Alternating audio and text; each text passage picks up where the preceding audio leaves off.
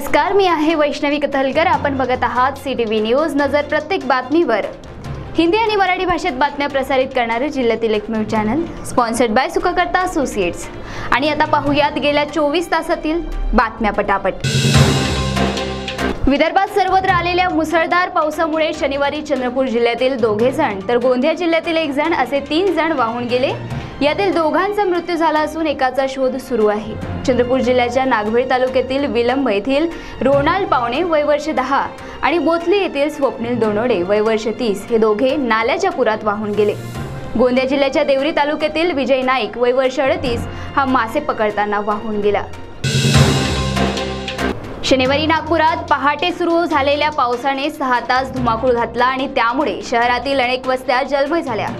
पाण्याचा निचरा होण्याची व्यवस्था नसल्याने मानेवाडा बेसा परिसराला पाण्याचा वेढा पडला होता आणि ही परिस्थिती शनिवारी रात्रीपर्यंत कायम होती। नागपुरात अनेक ठिकाणी रस्त्याचे आणि नाल्यांचे काम सुरू असल्यामुळे ऐन पावसाळ्यात त्याचा फटका येथील नागरिकांना बसत आहे। अनेकांच्या सायकली तसेच दुचाकी वाहने सुद्धा यामध्ये वाहून गेले आहेत। नागपूर शहरातील यशोधरानगर पोलीस ठाण्याच्या हद्दीत राहणाऱ्या 17 वर्षीय विद्यार्थ्याचे अपहरण करून 2 लाखाची खंडणी मागण्यात आली। या प्रकरणी यशोधरानगर पोलिसांनी अपहरणासह विविध कलमांन्वये गुन्हा दाखल करून 4 अपहरणकर्त्यांना अटक केली।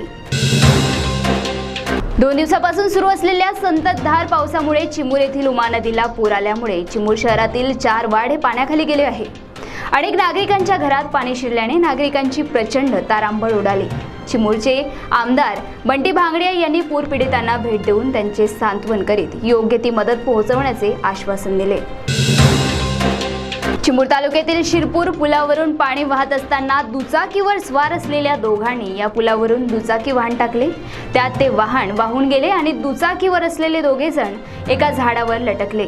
ही बातमी चिमूर पोलिसांना कळताच त्यांनी वेळ धाव घेऊन दोघांना सुखरूप वाचवले।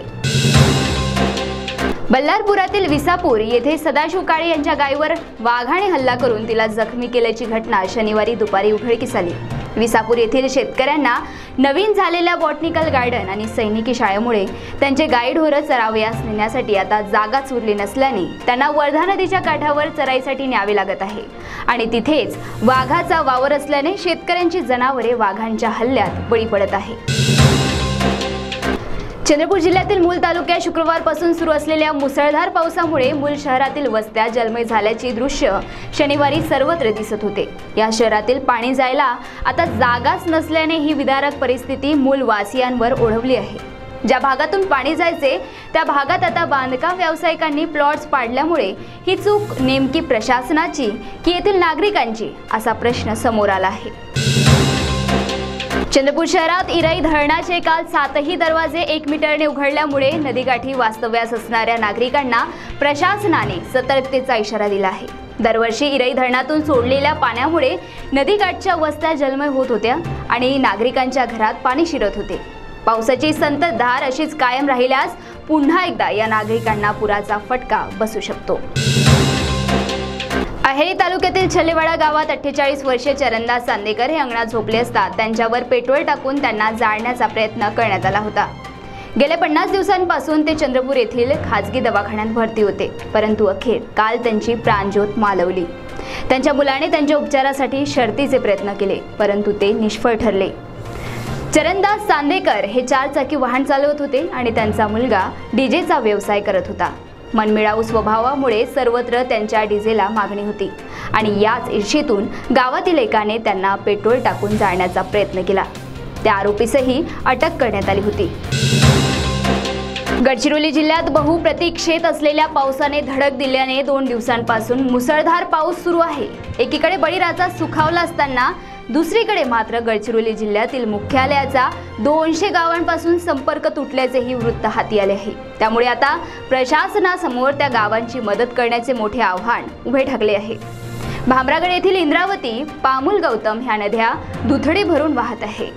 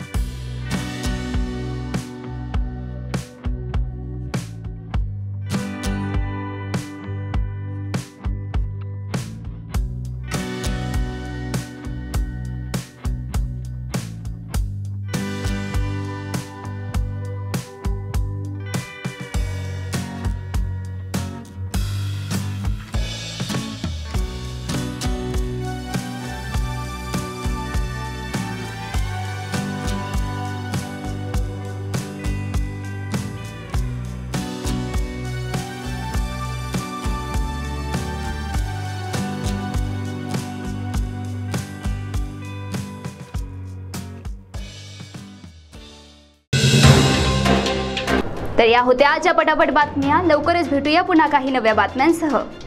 तोपर्यंत अशाच बातम्यांचे अपडेट घेण्यासाठी बघत रहा विदर्भातील अग्रणी CTV न्यूज. नजर प्रत्येक बातमीवर. नमस्कार.